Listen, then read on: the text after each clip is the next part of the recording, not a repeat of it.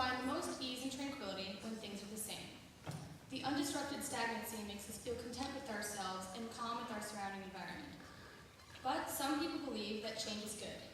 Well, I can tell you now that there are a few things about me that will never change. I will always be loud. You didn't have to guess on that one. I will always have my luscious mane of curls. I will always have blue eyes and this lovely Roman nose. Thank you to my Italian genetics. I will always have two siblings, Emily and Ben. I will always have a slightly deformed tailbone from the time I slipped down the stairs and broke it and then consequently healed one. Yeah, the donut hole, you remember that, okay. I will always have misshaped index fingers that look like two broken fingers to the wandering eye. These are facts that would never change about me, and I like that. These past 7 years at Derryfield have caused more change than I ever expected. Certainly, I would never expect that 7 years later I would be standing here, mostly calm and collected, talking to you all. Well, the talking part I expected. I mean, that's never changed. And of course, there's the stereotypical response that physically a lot has changed. And while that's true, numerous other intrinsic things have changed about me as well while attending school here. To sum it up in a sentence, these past 7 years have taught me to be comfortable with change. Over the course of middle school and high school, I have been exposed to many experiences, events, people, and environments that have forced me to not just deal with change, but enjoy it.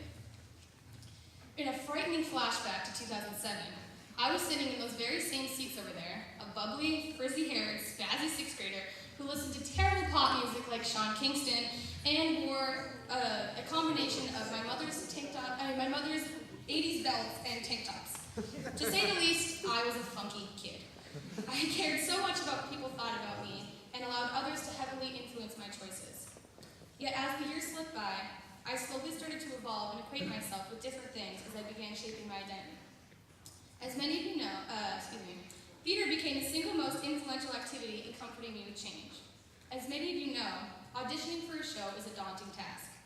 It's so hard to just ask someone to put their whole self out there in 32 bars and pray that the people behind the director's table like you.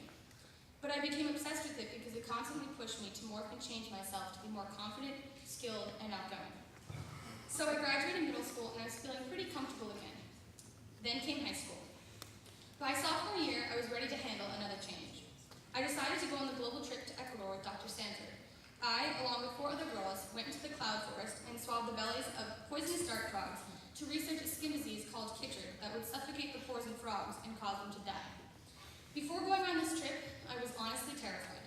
Between the fear of getting injected with poisonous dart frog venom, or becoming lost in the jungle and turning into the real-life version of Tarzan, it's safe to say I was definitely stepping outside my comfort zone. But I am so blessed that I went on this trip because I wouldn't be standing here before you, about to enter college in the fall as a zoology major.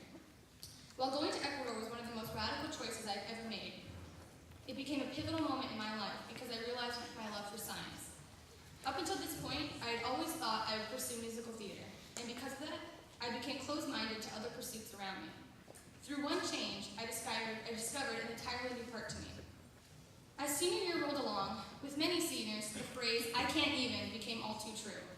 All the college applications and talk of different schools is the reason seniors always go out whenever they have free. We are ready for a change. Seniors, we are all about to have our own Ecuador experience in just a few short months.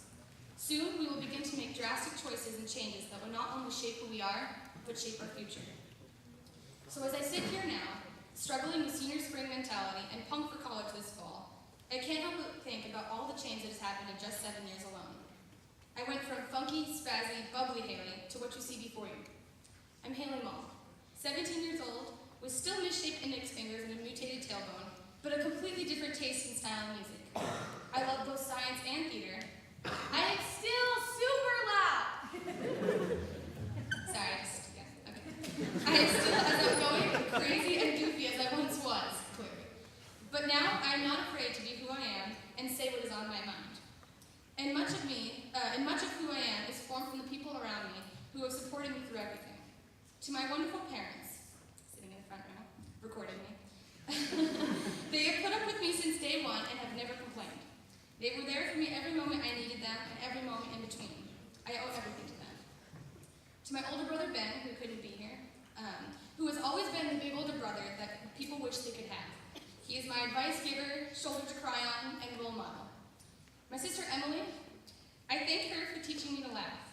She always knows how to make me smile, and I will miss her so much next year. I can't wait to see all the things that she accomplishes in high school. And lastly, my other half, Kate, whom I love more than the world. I keep talking about change and shaping myself, but no matter what, she has always loved me for who I am. We've been through everything together, and even though the separation will kill me next year, I know that I will still always have a friend in her. Now, before I leave this stage, I don't want you to leave this auditorium with the wrong idea about this speech. You shouldn't change who you are entirely every time you step into a new environment. Deep down, I'm still extremely content with who I am and the qualities I hold true to me.